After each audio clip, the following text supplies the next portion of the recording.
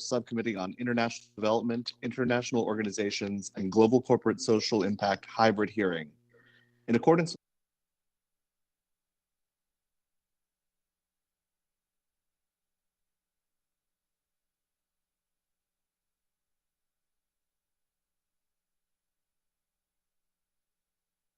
problem is here real quick.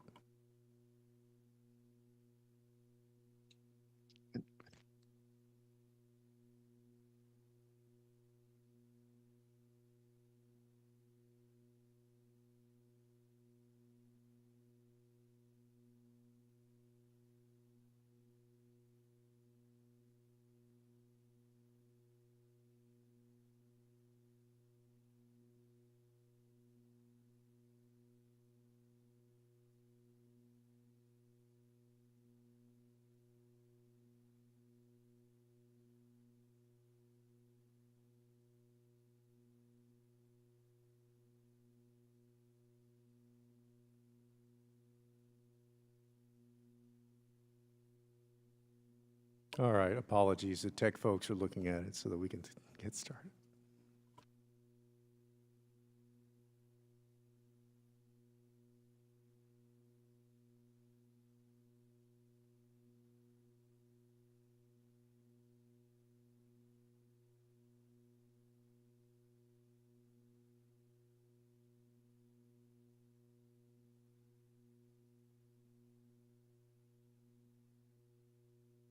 Good afternoon and welcome to a House Foreign Affairs Subcommittee on International Development, International Organizations, and Global Corporate Social Impact hybrid hearing.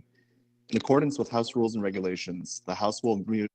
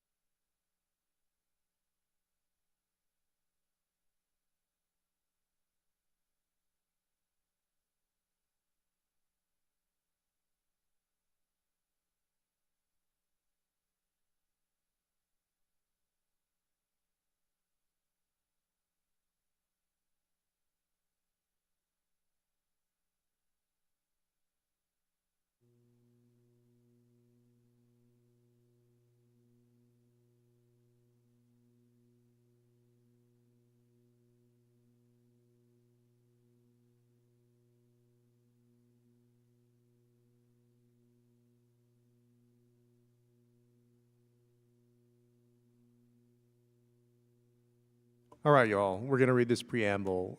Since we have our virtual hearings, there's some formalities to it and so forth. And then, but I'm going to read it off since we're having these technical difficulties, and then I'll go into my portion.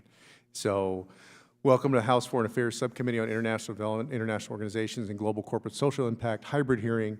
In accordance with House rules and regulations, the host will mute all virtual participants. Please keep yourself muted when not speaking. If you do not remember to mute yourself after speaking, the host will do so to limit background audio. All participants are asked to keep themselves muted when not actively engaging in the discussion, which should help limit echoes or other disruptions. In instances where members yield back or otherwise conclude their turn speaking, but do not remember to remute themselves, the host will do so to limit inadvertent background audio. Members and witnesses are responsible for unmuting themselves anytime they wish to be heard. It may take a few seconds for your microphone to unmute, so please keep that in mind when speaking. As a reminder, members must have their video on to be recognized. A timekeeper will monitor the time for this hearing, and so also as a reminder for everybody that's on virtually, go to the grid screen so that you can see the timer. You can view the timer by switching your personal view in the upper right corner of your screen by clicking the layout button and selecting stage view. You can then pin the timer by hovering your cursor over the timer, clicking the icon with 3 dots and selecting lock participant to this location. With that, we're ready to begin. I will count down from 5 so that the system displays your video and then I'm going to pause for a few additional seconds after that. All right. 5, 4, 3, 2, 1. The Subcommittee on International Development, International Organizations, and Global Corporate Social Impact will come to order. All right. Good afternoon, everybody. Thank you to our witnesses for being here today for this very important hearing. Without objection, the chair is authorized to declare a recess of the committee at any point, and all members will have 5 days to submit statements, extraneous material, and questions for the record, subject to the length limitation in the rules. To insert something into the record, please have your staff email the document to the previously mentioned address or contact subcommittee staff. As a reminder to members joining remotely, please keep your video function on at all times, even when you're not recognized by the chair. Members are responsible for muting and unmuting themselves, and please remember to mute yourself after you finish speaking. Consistent with HRES 8 and the accompanying regulations, staff will only mute members and witnesses as appropriate when they're not under recognition to eliminate background noise. I see that we have a quorum, and I'll now recognize myself for opening remarks. Good afternoon. Pursuant to notice, we're holding a hearing today on the role of USAID's efforts to support locally led development in our development assistance. But before we get into the heart of that discussion, I want to take a minute to address President Putin's invasion of Ukraine, which all of us in the United States Congress have been mindful of and attentive of, particularly over the last week, and speak about the heroic resistance of the Ukrainian people and also what's at stake for Ukraine, for Europe, and for the world. Given that, my opening statement is going to be a little bit longer, and I've communicated to the ranking member that, of course, if she needs a few extra minutes, that would be fine as well. 12 days ago, Putin began his unconscionable, unprovoked attack on Ukraine and the Ukrainian people. His attack was built on a foundation of lies he's fed to his people for years. As we speak, that foundation is crumbling as the truth of the Ukrainian cause becomes clearly apparent after almost 2 weeks of grinding war. This invasion followed months of Russian warmongering. I credit the Biden administration for making the consequence of Putin's actions clear, following through to impose those consequences and holding the NATO alliance together through its greatest challenge in decades. U.S. Ambassador to the United Nations, Linda Thomas-Greenfield, rallied the world to condemn this Russian invasion. 140 countries stood by Ukraine and the Ukrainians. Only 4 stood with Russia. This United Nations vote was an all-hands-on-deck effort, with many members of Congress calling countries we've engaged with for years to emphasize the importance of the vote. As the United States continues to lead the international response to this aggression, including through economic, social, and cultural sanctions, through diplomatic isolation of Russia and Belarus, and through continued support for Ukraine's defense, we're also keeping a close eye on the humanitarian impacts of this invasion on Ukraine, Europe, and the rest of the world. The situation in Ukraine is dire, with reports of significant civilian casualties and a breakdown in basic services like water, electricity, and telecommunications. Already, 1.5 million Ukrainians have fled to Europe, and I commend the EU for taking them in. If Russia continues their current aggression, millions more are expected to flee. Ukraine is also one of the world's largest and most important sources of food, and Vladimir Putin's invasion will mean food insecurity and starvation in places like Yemen and Libya, and higher food prices everywhere, including in the United States. The humanitarian needs are immense, and the Biden administration has made a request for additional funding to support these needs. The Congress is currently reviewing the administration's request, and we are working to meet the security and humanitarian needs of the Ukrainian people as part of the larger effort to protect the sovereignty and territorial integrity of Ukraine. Successfully navigating this crisis will require the United States to use every capability we have, from a well-run professional State Department that manages relationships, develops policy, and conducts the hard work of diplomacy, to a well-resourced and effective USAID that responds to humanitarian needs and assists our partners in recovering from conflict. All parts of what I like to call our infrastructure for diplomacy and development will be tested. That's why this hearing is so important. We must continually improve our capabilities to avert future disasters and respond to emergent crises. A key part of how we do that is supporting locally led development. Speaking at Georgetown University in November, USAID Administrator Samantha Power laid out a bold vision of how the U.S. government would take this challenge on. I'm a strong supporter of U.S. development assistance, which is clearly in our nation's interest. And I'm glad that this administration recognizes this and has asked for increased funding in their FY22 budget request. That doesn't mean that we should refrain from open discussions about how we can improve our existing efforts in fear that these discussions could undermine support for more development assistance. I called this hearing to hear directly from the administration on their goals, the challenges they face, and what they need from Congress in order to succeed. Supporting locally led development is a priority for me too. Ahead of this hearing, I have engaged with a wide range of stakeholders that are also part of our infrastructure for development. Last fall, for example, I called a subcommittee hearing on this topic where we heard from expert witnesses, former government officials, and USAID's local partners on this very issue. We have engaged with dozens of policy experts, implementers, nonprofit organizations, and with the Biden administration on these efforts as well. What we heard was that working with local partners makes development assistance more effective, more sustainable, and more equitable. And during this hearing, I look forward to hearing from USAID about their progress implementing Administrator Power's vision. And there are a lot of moving parts within USAID, within the interagency, within the stakeholder community, and in Congress, and they need to come together to make this effort successful. The administrator laid out two goals during her November speech: achieving a 25% target for U.S. aid going to local partners and a 50% target for programming where local communities co-design, set priorities, drive implementation, or evaluate the impacts of our programs. So I'd like to hear the administration speak to how these two targets will be defined and how they're approaching determining these definitions. This hearing is also an important opportunity to discuss how the programs established under prior administrations, from PEPFAR in the Bush administration to USAID Forward in the Obama administration to the new Partnerships Initiative in the previous administration, will need to adapt to have a consistent approach towards locally led development. USAID has also announced the Central America Local Initiative to invest $300 million in Central America through locally led development. This initiative will have many lessons that will inform USAID's locally led development efforts, and I look forward to hearing about lessons learned and how we will expand these efforts beyond Central America. We know that risk calculations for locally led development will be different, and that's okay. USAID is currently working through revisiting its risk appetite statement, and I look forward to engaging on that issue today as well. And today is also International Women's Day, as I'm sure many of you all are aware. It's apt we call this hearing today. Fundamentally, a more local approach to development is about altering power structures on the ground and ensuring that women and marginalized communities finally have a seat at the table. A local approach supports these goals, aspirations, and agency of community leaders, activists, and those who are keenly aware of the challenges they and their neighbors face, rather than those living in Ocean Way who would just move on to the next project once the funding runs out. I want to hear about how USAID's local approach will take equity into account when deciding who they partner with on the ground. And this is an important principle that I believe should be reflected across our government programs.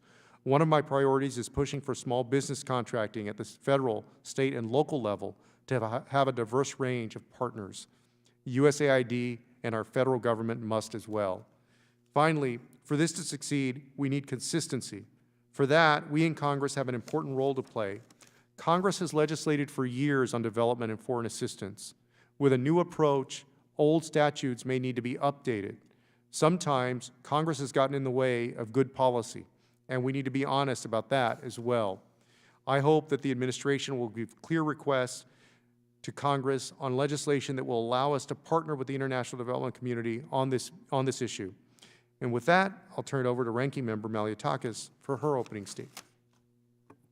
Thank you, Chairman Castro, and I want to say that I agree with the chairman and all his concerns that he brought up regarding those who sadly are losing their homeland, that are fleeing their Ukraine, and splitting up families. As a daughter of a Cuban refugee, I know too well what it is like from my family's own personal history, what it is like to have to flee and families being separated in this type of horrible situation. And so our prayers are with the people of Ukraine, and I want to thank USAID for the work that they're doing on the ground to help those refugees, and we'll continue to do what we can to be supportive. As we all know, the concept of localization and development and U.S. foreign assistance is not new. President Bush sought to institutionalize better connectivity with local partners, particularly those particularly through the President's Emergency Plan for AIDS Relief. The Obama administration carried this through as well and sought to build better country ownership of programs. And in the Trump administration, Administrator Mark Green established the New Partners Initiative to more effectively design programs alongside local partners and direct funding to new or underutilized partners. Subsequent administrations have recognized that until we meaningfully support local ownership of local challenges and build the capacity of local organizations to solve these problems themselves, our foreign assistance will not have lasting impact. On November 4th, 2021, Administrator Powers announced a 25% localization commitment for United States foreign assistance funding within the next 4 years and explained how the administration plans to reach this target and ensure funds are effectively managed by these local partners. During her speech, Administrator Powers announced the new pilot program that will begin in Central America, where USAID intends to devote $300 million to work directly with local organizations in El Salvador, Guatemala, and Honduras to create locally driven, sustainable progress over the next 5 years. I look forward to hearing how this project fits into the administration's root causes of migration strategy. And while I appreciate this new initiative, we must continue to do a better job of consulting with and learning from our partners around the world and meet them where they are. This is especially important when considering how some of the most pressing foreign policy challenges require local solutions to local problems. If we are going to effectively address the root causes of migration from Central America and Caribbean, we need to listen to the communities themselves about their needs and priorities. Across Africa, where ISIS and al-Qaeda affiliates are gaining in strength and numbers, we need to listen to local actors who understand why terrorist recruitment is working and how to combat it. We also need to ensure, as we do with all U.S. foreign assistance dollars, that the money provided is used effectively and achieving results. That means robust monitoring and evaluation and a willingness to stop funding when they are not working. If we are to effectively rely on local community organizations to implement U.S. taxpayer dollars, we must also work with these organizations to ensure financial systems and risk management strategies are in place to prevent waste, fraud, and abuse. I am also interested in understanding the role of the private sector. As primary drivers of economic opportunity and jobs in the communities in which they work, private companies are central to spurring locally led economic growth and can and should play a role in advancing community-led development priorities. Similarly, church networks and communities of faith in all parts of the world are critical to any conversation about local ownership. Often the backbones of their communities, we should continue to support faith-based organizations and their close ties with the communities where they work. As many have said before, the goal of our foreign assistance and development programs should be to put ourselves, USAID, and the international development community out of a job. I am looking forward to the discussion today about how to better support local ownership of development programs and build the capacity of these organizations to advance the health, well-being, and prosperity of the communities that they serve. Thank you, and I yield back my time. Thank you, Ranking Member. I'll now introduce our distinguished witness, which is Assistant to the Administrator Michele Sumilas with the Bureau for Policy Planning and Learning at the United States Agency for International Development. Thank you for being here. Please. Chairman Castro, Ranking Member Maliotakis, distinguished members of the subcommittee, thank you so much for inviting me here today to testify about the United States Agency for International Development's localization efforts. We are excited and extremely grateful for the support and enthusiasm we have heard from you and other members of Congress on the need to advance a more localized approach to development and humanitarian assistance. When she laid out her vision for our agency, USAID Administrator Samantha Power said, "Never before have our fates been so intertwined with those of people around the world. As the COVID-19 pandemic has illustrated, crises must be addressed in a way that takes into account the unique consequences, power dynamics, and impacts in the communities they touch. This means that equitable and inclusive responses to these challenges must be built upon the priorities, knowledge, lived experiences, aspirations, and expertise of the people who face them every day. To achieve this, we must support an inclusive development vision that tips the balance of power and resources towards those on the front lines and provides a microphone that amplifies the voices of women, LGBTQI+, and indigenous peoples populations, as well as many others who are powerful change agents but have historically been left out, been ignored, or silenced in global conversations about tackling our world's most pressing development challenges. This is an especially important reminder today on International Women's Day. This is the heart of localization as we see it.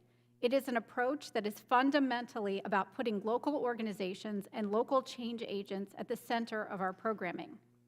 Localization also makes smarter, more efficient use of U.S. government investments by ensuring that the communities and leaders we work with are able to own and sustain development advances long beyond our assistance. Although this has been a priority of the last 3 administrations, as you both pointed out, we believe that this moment is different and more progress can be made. Members of Congress, organizations with which we work, and our development partners have expressed their support for enhancing locally led approaches and working with USAID to create a more inclusive vision for development. Collectively, we have said that we want to change the power dynamics amongst those of us doing development work to ensure a voice and a seat at the table for local actors, and especially those who represent and have the confidence of marginalized communities and groups. Localization is about recognizing that development agencies such as ours, we do not direct or drive change. Rather, we support and catalyze local change processes. Our recently launched Central America Local Initiative, which, as you said, will allocate $300 million over the next 5 years for activities to engage local communities in El Salvador, Guatemala, and Honduras, is what we believe to be a powerful example of what we are talking about today. So to do this, we want to shift more leadership, ownership, decision-making, evaluation, and implementation to the local people and institutions who have the capability, connectedness, and credibility with their communities to propel change. USAID's Local Works program and the New Partnerships Initiative are examples of what this approach will look like in practice. They provide flexible funding from a central pot that enables USAID missions to have more time and greater freedoms to pursue locally led development. We have learned from decades of programmatic experience that localization is time and staff intensive, and it will require an overall mindset and behavior shift for our staff, who will have to devolve more leadership and ownership to our local partners. For this reason, achieving this vision will require the continued evolution of USAID's assessment and project development tools, programming models, staffing levels, award types, and funding arrangements. Administrator Power challenged our agency with clear goals during her speech. To meet the demands of this shift, she called on the agency and on the government to increase direct hire staff and develop localization reforms to support the organizational change management needed. The reform process will officially kick off this spring as we do the following. We will publish an updated risk appetite statement to guide the new way of working, an updated acquisition and assistance strategy to become more innovative in our approaches, an agency learning agenda that will inform planning and organizational change and our learning efforts, a locally led development policy that will lay out the agency's vision for this work, and a localization playbook that will guide missions in implementing the agenda in any context. To advance this bold vision, we are reevaluating our core business processes, staffing, skill sets, and priorities so that we can more effectively foster local leadership and ownership. We are engaging with the many actors and organizations who play an important role in the process, including diaspora groups, faith-based organizations, and youth. We also recently launched a new web-based tool called workwithusaid.org, which more intentionally and sustainably connects with our ever-growing group of organizations and brings new ones to our community. Finally, we also recognize the need to make some critical advancements on our own diversity, equity, inclusion, and accessibility priorities in terms of our own workforce. We are investing in greater professional development opportunities for USAID staff, including those who are often underrepresented in foreign policy and global development. We are also expanding our promotion and our retention efforts. When we bring more individuals with diverse backgrounds and perspectives to our table, our teams will be better equipped to address today's most pressing challenges. Thank you again for this opportunity to be with you. We look forward to collaborating with Congress to create a more secure, and prosperous world. We welcome your questions and comments on USAID's renewed commitment to localization. Thank you. And without objection, your prepared written statements will also be made part of the record. Thank you for your testimony. I'll now recognize members for 5 minutes each. And pursuant to House rules, all time yielded is for the purposes of questioning our witness. Because of the hybrid format of this hearing, I will recognize members by committee seniority, alternating between majority and minority. If you miss your turn, please let our staff know and we'll circle back to you. If you seek recognition, you must unmute your microphone and address the chair verbally. And I'll now start by recognizing myself. In my opening remarks, I stated that I'm interested in hearing about the administration's approach to definitions. As the development community widely recognizes, there's a need to take a more unified approach towards policy cohesion on definitions. So how is USAID defining local entity for the 25% target for aid going to local partners? And what do you see as the most important components of the definition that USAID is working on? Thank you so much for the question, and this is the question that is burning in everyone's minds. After Administrator Powers' speech, we pulled together an interagency working group that is led by the assistant administrators of the Management Bureau, the Bureau for Democracy, Development, and Innovation, and my own bureau, the Policy Planning and Learning Bureau. And we have been working pretty much nonstop, doing consultations with mission directors, mission staff, local partners and countries, as well as implementing partners daily to hear what they think our metrics should look like. We have some basic principles around what the definitions will be focusing on. And the first one is that we will very much be sticking to the language that was in Administrator Powers' speech. That will be our guiding principle. Second, our definitions will be specific and they will be clear, and they will be very measurable using metrics and existing systems as much as possible so that we can make comparisons across the past decade and across the past 3 administrations. In addition to defining the metrics, we are also working very closely with our implementing partners, the contracting community, and the international NGO community, local partners, to define what a local organization is. As you know, nearly every program in the U.S. government, whether it's PEPFAR, the New Partnerships Initiative, Local Solutions, they all have different definitions for local partners. And so we are working very hard to harmonize those definitions and try to, at least within USAID, have one common definition so we're measuring the same thing. And we'll be working with our interagency partners to make sure the definition is acceptable to them as well. So, Mr. Chairman, I would say we look forward to coming to you later this spring with specifics about what will be included and not included in those definitions. Currently, there is a memo that is in final clearance in the building, and we look forward to sharing that with you. So you think within the next few months, it's safe to say? Yes, we have very clear goals to get that done in the next month or so. Sure, great. As you know, localization is not a new goal for USAID. The individual programs like PEPFAR or the New Partnerships Initiative have emphasized localization with their own definitions of localization. In Administrator Powers' November speech, she mentioned that only 6% of USAID's dollars go to local partners. How much of that 6% comes from programs like the New Partnerships Initiative? And if your goal is to reach 25%, will existing programs need to be modified so all programs that support locally led development contribute to that effort? Thank you, Mr. Chairman, for that question. And I can make sure that my staff gets back to you very specifically about what is included in that 6%. I don't want to provide numbers that are incorrect. What I will say is that the way that we are looking at localization in this administration is quite different from how it's been looked at in previous administrations. In previous administrations, it was primarily a procurement and acquisitions and assistance process where we were counting dollars and we were establishing programs that were particularly siloed to make this happen. So the New Partnerships Initiative, things like Local Works, they are wonderful programs, but they are central pots of money in Washington that missions apply for and that are able to use. The difference is that this localization initiative is a new way of working. And so what we are saying is that throughout the agency, throughout missions, they will be applying a localization lens to all of their work.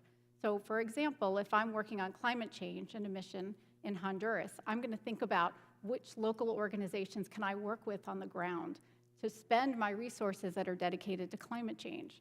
And so I won't have to be applying for a specific program in Washington to be able to do that. And that is the point of the Localization Playbook, which is to say, here are the ways, the methods, and how you can do this throughout your entire programming so that it's a much more comprehensive way of coming to the table. Very good. Well, I only have about 25 seconds left, so let me ask you a question, and I'll take the answer for the record. In our respective openings, we both discussed Centro America Local, a 5-year, $300 million new initiative to promote locally led development in Central America. So my question is, what lessons have we already learned from the start of this initiative? And how does USAID plan on using this initiative as a model for future regional localization efforts? And finally, what can Congress do to support this effort and ensure its success? But I'll leave that one for the record. All right, trying to keep myself on time, I'm going to go over to the ranking member now. Thank you very much. I appreciate your testimony, and my concern has always been making sure we eliminate waste, fraud, and abuse, and making sure that taxpayer money is used appropriately, it's used wisely, strategically, and that we get the intended outcome. With everything, even PPP funds, there were tens of billions of dollars that were unfortunately abused. And even you can say the same thing about the Department of State, Department of Defense, with funds that were given to Afghanistan. So my question is, particularly when you talk about local implementation, using these organizations that are more on the ground. Obviously, if they're local, they're probably less sophisticated. They're probably maybe relying on temporary workers or small. They don't have a lot of workers. But how do we ensure that the money that we're going to be giving is going to be used for its intended purpose? And could you discuss what specific disclosure and vetting requirements the agencies will use to ensure that those receiving and implementing funds have the capacity to deliver the projects, as well as the internal controls and audit procedures to track funding so that we make sure it's free from malign or criminal influences? Thank you very much, Ranking Member, for the question. And I want to just start by saying that we at USAID are very committed to making sure that we do everything we can do to make sure that waste, fraud, and abuse does not happen. We work very hard at that, and we will continue to do that. I will say also that we believe that our commitment to directly funding local organizations does not stand in conflict with that and our need to be responsible for taxpayer funds. So this is something that we take very, very seriously, and we are, through our risk appetite statement and through other processes, our acquisitions and assistance process, making sure that we're putting good controls in place. And so working with local partners, we will make sure that we are not exposing the agency to higher risk. And we will require the following. We'll require that all new and local partners, as we do already for everyone, will have to pass a responsibility determination assessment, and when appropriate, we will put new special conditions on to make sure we're following it. And while we're doing that, we also will ensure that all of our partner vetting requirements are also in place, and we will ensure that there are due diligence measures in place to make this happen. If we need to have additional reviews, we will do that. I will also say that doing this will require a lot more staff and a lot more time, because we'll be giving out more awards. And so we are working with our contracts officers and with our Foreign Service national staff to see how we can expand their ability to be part of that effort. I will also say that we have very specific needs and very specific requirements in place once a grant is awarded. Every grant or a contract activity has to have a monitoring, evaluation, and a learning plan that we will work with our partners to make sure happen. They will identify key performance indicators, and that will be followed and tracked up on regular intervals depending on the contract. There will be at least 2 USAID employees who provide regular oversight of all of these activities, and at times when necessary, we also have third-party monitors who will look at some of these projects, because many of them will be in areas of the country that are more difficult to reach. And finally, at the end of every project, as we do with everyone, we'll require a mandatory performance review to share within USAID. The initial assessment that you mentioned, could you talk a little bit more about that and what it exactly entails? I'd have to get back to you with more details. Our diligence staff has some very good detail on that, so I'll make sure that comes back in writing. That would be great. I would really like to see that. Can you also talk to any situations that, how long have you been with the agency? I've been with the agency since January 20th of last year.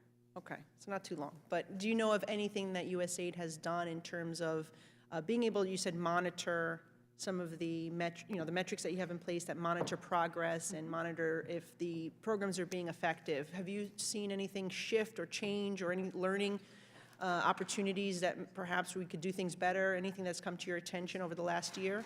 Sure. So as I said to you before, we have an annual learning agenda which is being put in place. And one of the questions of that learning agenda is around localization. And so we are doing continuous learning throughout the process. Our Local Works program just released in the past year a review of what works and doesn't work on localization. And all of those lessons learned will be built into the Localization Playbook. But not just localization, just in general. Sure. We have evidence and learning projects across the board where we evaluate how things are working. We do regular webinars and seminars on the evidence that we have. And I'd be happy if there's a particular sector that you're interested in to pull some particular projects where we've We'll made reach changes. out. Thank you. Thank you. All right, thank you. Next, we'll go to Vice Chair Jacobs. Well, thank you, Mr. Chairman, and thank you, Ms. Sumilas, for being with us and for testifying before our committee today and for all of your work on this very important initiative. I want to talk about the barriers to some of these local organizations' ability to work with USAID. USAID requirements from proposal drafting to key personnel to reporting can be very burdensome for these organizations. And the proposal process often includes complex application requirements, jargon-laced requests, and a need for competence in English. Many local organizations do not have the core funding to hire and train business development staff, often resulting in stretched out program staff that lack capacity to fulfill the proposal requirements. So what steps will USAID put in place to make partnering with local actors more feasible, and what can Congress do to support long-term changes? Thank you so much for the question and for all the work that you've done on this issue over the year. I will say that USAID has been taking specific steps, and I think that the new revised acquisitions and assistance strategy will provide some new acquisitions and assistance tools and instruments that you will see in there that we'll be able to apply. We've been doing a couple things. We've been that tool will also talk about how to expand the co-creation process, which is a process by which we work with partners, whether they're local or international or contractors, to develop the project proposal together. So we'll be doing more of that in this new world. We are also looking at streamlining our application requirements. And so, for example, we would accept shorter concept notes as a preliminary submission instead of full applications that can often be 15 or more pages long and can be a hindrance. And we are also going to be setting up systems that will either be regional or country-based that will provide support to some of the local organizations to support the back-end types of compliance things that we're talking about. That's already being done at some of our missions, and we've been getting lessons learned from them on how that works. I will also say we are exploring the expanded use of fixed amount awards, which will allow USAID to have an award while minimizing the risks of fraud and abuse. And then finally, we are in the process of expanding access to our RFPs and RFAs by printing them in different languages. That should be done in the next, I would say, 3 to 6 months. That will be in place. Great. Well, that's great to hear. And my office is working on legislation to support USAID's localization efforts, and I look forward to working together on addressing some of these barriers and what more we can do from here. We know that locally led development has proven to be more efficient and effective, as we've been talking about in the hearing today, and that's particularly true in conflict-affected environments where it's incredibly hard for big international organizations often to actually be on the ground. They also understand the context better and are able to be more flexible in addressing them. So how is USAID planning to incorporate its localization priorities and ensure we're shifting the power to local partners in the implementation of the Global Fragility Act? So we are in the process of developing the final plans for the Global Fragility Act. It hasn't been fully rolled out, as I'm sure you're aware, but we are working very closely in the interagency to make that happen. The Global Fragility Act, as you know, is a program that tries to use all the tools of the U.S. government across several different agencies. I think it's probably more than 12 different agencies to implement change and to support peace and peace building in countries. We will be doing that work through many of the same tools that we've used through our Office of Transition Initiatives processes before. And OTI has a long history of working with local partners because, as you said, local partners really understand the local context and can present solutions to local problems in ways that others cannot. And so OTI will be using its established processes and some new ones that are coming out of the Localization Playbook to make sure that the GFA is implemented using local partners. Wonderful, and we very much look forward to seeing the Global Fragility Act implementation plan rolled out as soon as possible. Since I have 40 more seconds, I will give you one for the record, which is just we know there have been a number of localization and new partnership initiatives from the Journey to Self-Reliance, Local Works, MPI, the Central America locale that the chairman talked about. So we'd love to hear what lessons you're gleaning from these and what challenges you found in other localization efforts that are informing what you're working on now. Mr. Chairman, I yield back. Oh, thank you. We'll next go to Daryl Issa. Thank you, Mr. Chairman. I'm going to have to live up to that high standard of 14 seconds yielded back. That may be a record for this committee. There's a report, an audit report of March 21st, 2019, an IG report, and one of the bullet points that came to immediate attention was USAID developed but did not consistently follow risk mitigation procedures for local implementers. Now, this is a 19 report, so it's a little old, but it basically looks at the 2014 initiative, and the corollaries are pretty extreme. Because from what I can read in this, the problem are the problems you said. You have local people who don't speak the language. So now you have to do the translation. But I'm going to focus on just a couple. One of them is anytime you go to localization and you eliminate, if you will, your due diligence directly, your people on the ground looking over their shoulders, particularly as to their sub-procurement process, and if you don't have a U.S.-connected person there, you, by definition, move outside the Foreign Corruption Practices Act. So one of my concerns and one of my questions is, how do we ensure that the value system that we send around the world, which includes not paying bribes, not having kickbacks, all these things which we call them corruption, they often call them commissions or how business is done. How do you specifically provide that oversight when multiple IG reports over the years, each time we've tried to pass that sort of control to a local, even with the best of intent, we almost always fall into a report that looks like this audit report of 2019? Thank you, Congressman Issa, for the question. I have to admit that I am not familiar in detail with the report that you are mentioning. And I apologize because I should have had one given to you, but I've read over 20 years, half a dozen of these, all the way back with Henry Hyde. They always look about the same. And I have read many of them myself, and so I appreciate that, and we will get back to you on that specific issue. I think what we are trying to do in this localization initiative, and one of the reasons that is taking time, because I know many people are impatient with it moving forward, is that we are trying to learn lessons from the past. We've held several sessions where we've gone back and looked at USAID Forward, what we did wrong, what we did right. We have held a very extensive review of our risk appetite statement, and we are going through very diligently to see where those gaps were in the oversight that we had previously. And in addition, I think this is different. In the past, we were very much counting dollars and counting how much was going, and we weren't really looking at the culture of our organization and what we as staff, for USAID staff, need to be doing and how we're interacting with our local partners. And so the way that Central America Locale is working and the way this will work in other places is that USAID staff will be working very diligently with our local partners to make sure that they have the right systems in place for compliance. And as I said earlier to your colleague, we're also going to be looking at how we can be funding local efforts to build the compliance system under local organizations who don't want to build up a whole compliance system just to work with USAID systems, but could be buying into a broader system. And one follow-up question, you may have to supplement this for the record, and it's almost a suggestion, but it's short of that. Your sister organization, the Trade Development Agency, as an independent agency, it by definition both does studies but also teaches best practices of procurement in its process.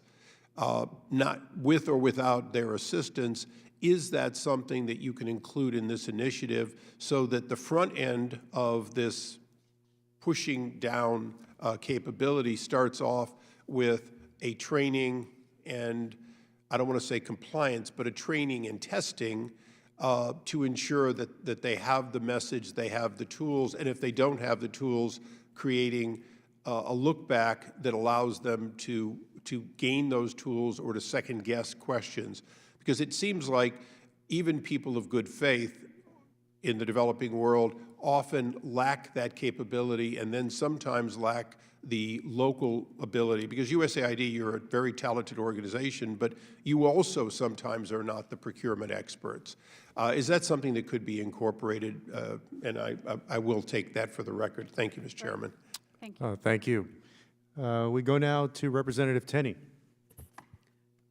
Thank you, Mr. Chairman, and thank you for convening this meeting today, and thank you to our witness. I have seen in action what your organization does, and it's tremendously helpful to people around the world who are in difficult situations. And as the chairman knows, we have a number of Burmese refugees in my community who are very, very engaged in what's happening to the Rohingya people, and that there's about 860,000 Rohingya currently in Bangladesh right now with safe haven. And I know we're talking about what we do with the money that's coming in and the money that our taxpayers are giving. How do we use this money effectively, and are we actually giving the people what they're looking for on the local basis, or are we imposing our own standards? How do we find out what exactly they need and what we're actually giving them, and who makes that assessment? I know that's part of what we're doing in this hearing. If you could just address that very quickly, if you could. Sure, I think that is the point of the localization initiative, is that we really do want to work with local partners who understand the local problems and can present local solutions that matter to the people who live there and can be held accountable by their local counterparts. Okay, Thank you I just did this to look up the mission of USAID.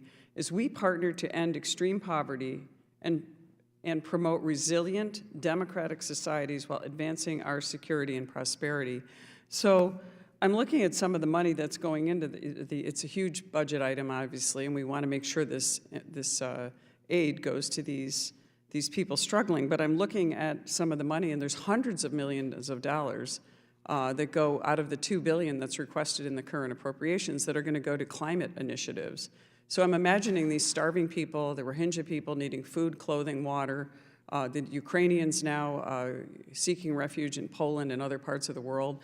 Are we focusing our money on making sure these people get essential items that they need, like food, water, clothing, and medication, or are we focusing on climate change with these vital numbers? I'm thinking of the real needs of the people in these local communities and why this kind of money is being put through the USAID budget. Thank you, ma'am, for the question. And what I would say is that USAID has a budget that supports many different kinds of programs. We have a very significant humanitarian assistance program which supports folks who are suffering through the current crisis in Ukraine. We have humanitarian assistance programs that deal with drought in Ethiopia and other parts of the country. And then there are other programs that deal with other kinds of issues. I would say specifically also on the issue of climate change. The climate change resources are used for a variety of issues, and one of the most important things we use those resources for are to build resilient and adaptable communities and climates. And in fact— Can you just be specific, like what is this money spent on? I mean, I'm imagining an agency that's helping people who are in dire need. And I mean, what are we spending that money specifically? Like, can you give me a project that we're spending this money on that is not going to a starving person or a sick child or an elderly person in need of medication? What are we spending that money on when somebody's being left without that resource? Because although $2 billion is a huge ask out of U.S. taxpayers, hundreds of millions of that is being spent on things that I think seem ill-defined. And when we talk about local needs, I think we should be really focusing, it seems to me, on the direct needs of these people so we can get them back into healthy situations. And they're not going to be involved in organizations and democratic principles without that. So if you could give me an example of something that's a good use of taxpayer money on a climate initiative for starving people or people in desperate need from dictatorships, I'd be happy to see a great example. So I actually have an example in Bangladesh. Nearly 1 million refugees, as you said, from the Rohingya humanitarian crisis are living in the district of Cox's Bazar, which has led to a complex emergency that has depleted environmental resources inside and outside of refugee camps. And through the local works program, we're working with them to sustainably rehabilitate natural resources and cultivate alternative livelihoods. So this is in places where there's been, there's drought. We're helping them. I understand that, but can you translate that? Are we converting them to different diets, or what are we doing with the money that is labeled as climate change, or climate agenda? Is that just a nebulous category that's not specific, or are we spending that money on lowering or increasing the temperature or lowering the temperature of the earth? I mean, it just seems confusing to me, but I'll leave that to a written answer. I will provide Thanks a so written much. answer. Thank you. Thank you. We'll go now to Representative Omar. Thank you, Chairman. I just want to look into some of the locally driven initiatives that you all are proposing and working on. Can you tell me what the mechanisms are for engaging local communities? Sure. We have a variety of mechanisms that we use. In some cases, we do co-creation with local communities where we identify a problem with them that they would like, that needs to be solved, that will help them move out of poverty or address a situation in their country, and we work with them to co-develop a proposal. In other cases, we have resources that are provided by Congress for specific instances. Maybe that's basic education or water programs. And then we go and then we meet with the local community and determine ways that they would want to solve that problem. And so the localization agenda is really about ensuring that our staff are trained and understand how to sit down and have those conversations in an equitable way with local communities to develop local solutions and then fund local organizations to implement those programs.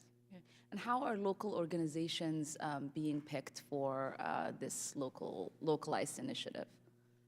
So we have open calls for proposals, and we are working to make sure that those open calls for proposals are distributed widely. Many of these organizations have been perhaps sub-grantees of larger international organizations over the years, and as they've grown and become stronger and are developing their compliance systems, we're trying to fund them directly. Also, one other thing that we're working on is we understand a barrier is often language. And so we are working on translating our requests for proposals and program statements into local languages. And that should be further in place in the next 3 to 6 months. And how much flexibility is there in the funding, say, if a local community wants to do something that you weren't planning on funding? Is there flexibility in designing a program with them? So at this point, USAID follows very closely the congressional directives that you all provide to us, and you're very clear about what kinds of programs we should be doing in which kinds of countries. So oftentimes it is the case where we may have resources to do a particular kind of program, which is not the priority for that community. And so we try to be responsive when we can be, and if we are not able to be responsive in that way, we work also with our missions and our embassies to find other resources, whether that's funding from the private sector, from foundations, to supplement what the U.S. government is able to do. Okay, so you're saying if we've directed you to work on a particular program in a particular country, and that's not the kind of programs that you're learning the community needs to be funded, that there isn't a way for you to come back to us to change that? There are some ways of coming back to Congress to ask for changes to the appropriations process and to appropriations bills. That is often rather onerous, and so sometimes we find other resources that can supplement what we're doing. and support the local community. Okay. And then how are you able to make sure that you're incorporating voices of women, the LGBTQ community, religious minorities, and indigenous people, making sure that they're being heard within the community that you're working with? So this is a very big priority for us, Administrator Samantha Power. During her speech in November, she talked about inclusive development and the need to reach communities who have traditionally not been included in conversations. And so we are working very closely. We're developing a localization playbook, and within that, which will be distributed to all of our missions to encourage them to incorporate this project into all of their work. And in there, we will be talking about the best ways to reach out to new communities. We're also working with our Inclusive Development Hub in the Bureau for Democracy, Development, and Innovation to develop toolkits on how to reach different communities in different ways. And things like translation and other ways are really important to reaching communities that have not traditionally been able to access our resources. And lastly, what are the mechanisms for communities to voice their grievances with a particular project that you're soliciting input for or have implemented? Thank you, ma'am, for that question. We've actually been establishing an accountability mechanism since coming into our new into government, and we currently have, although not well publicized, and we are working on that, an email address where we're asking folks to provide that kind of information. And then here in Washington, we're compiling all that and then working with our missions to make sure they're hearing that if folks are not willing to make that comment in country. So we're working on that mechanism. We've been consulting with the World Bank, with DFC, with other places to make sure that mechanism is accessible and responsive to the needs of communities. Chairman, if I may, the work that you're doing is very exciting, and I just wish you all the best and look forward to hearing some of the feedbacks and as the work continues. Again, thank you. I yield back. Thank you. Thank you. All right, that concludes our first round of questions. We're going to have a quick second round, and so whoever's interested in asking a second question, please let us know.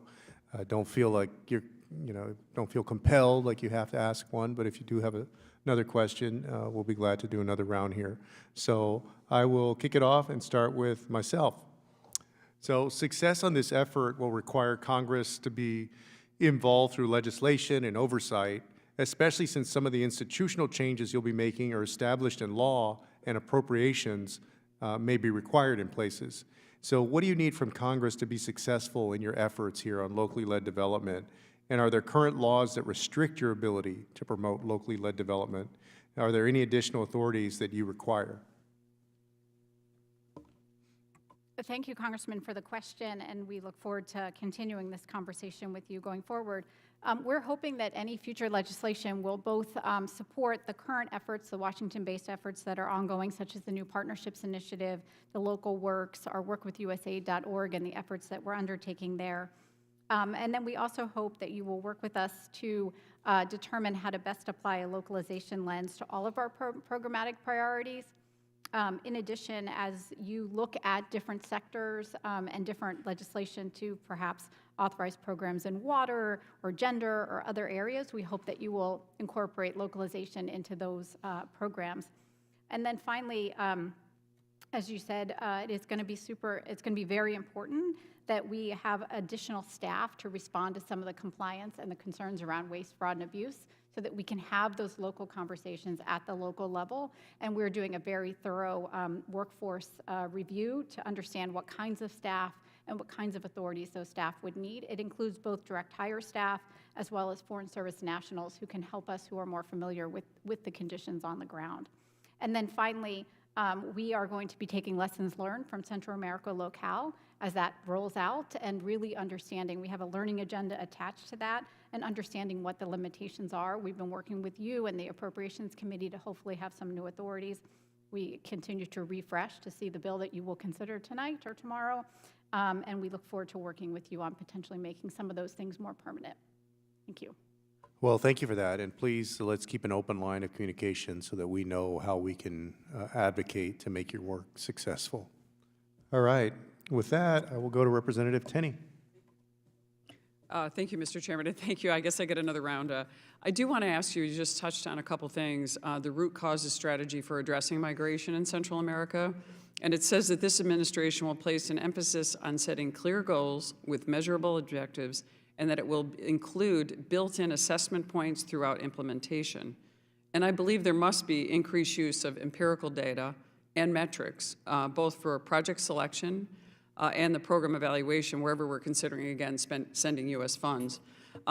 Past cooperation decisions have too often been driven by anecdotes. I think you've addressed that a little bit, and have lacked clear metrics to track progress, and this has led programs to be less effective, and their impacts have been more temporary and not more permanent in nature.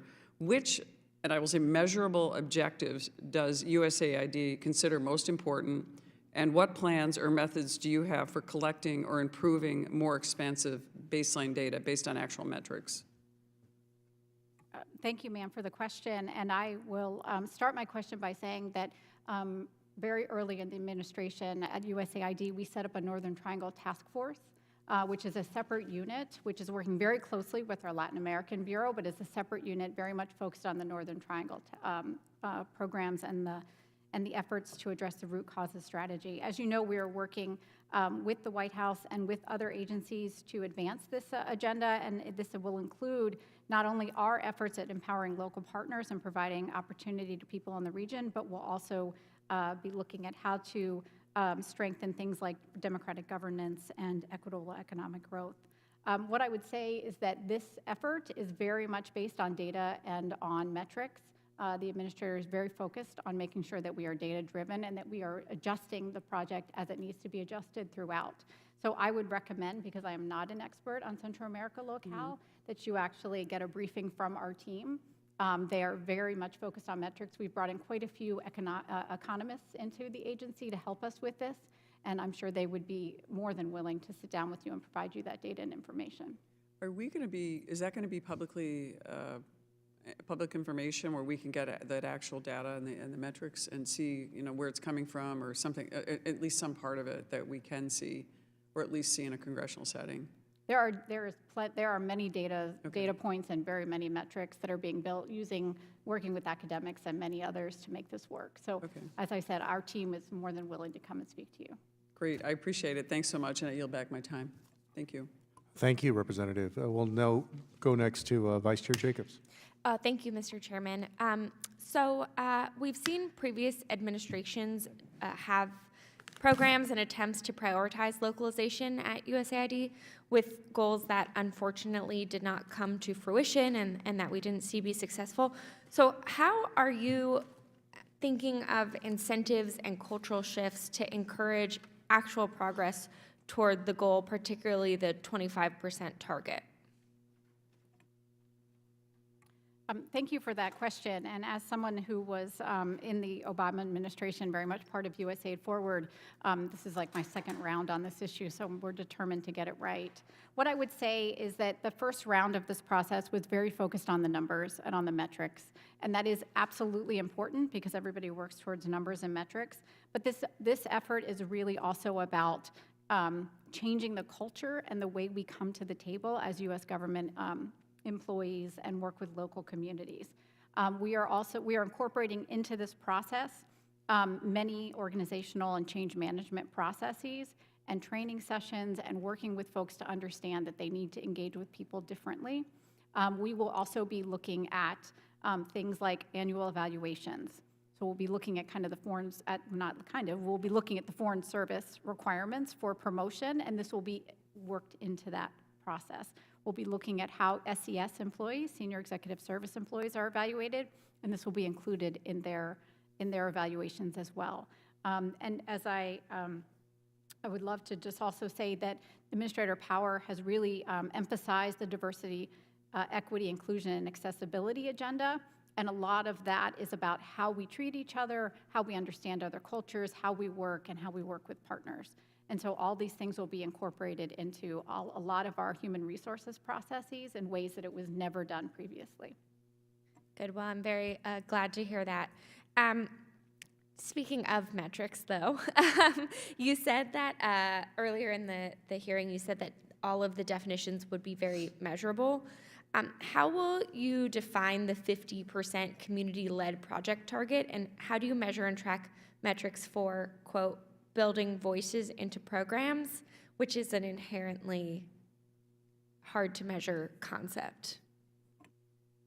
So you are correct. It is a very subjective measurement, and as I said earlier, that is part of the reason why it's taking us longer than we would like to come up with the measurements.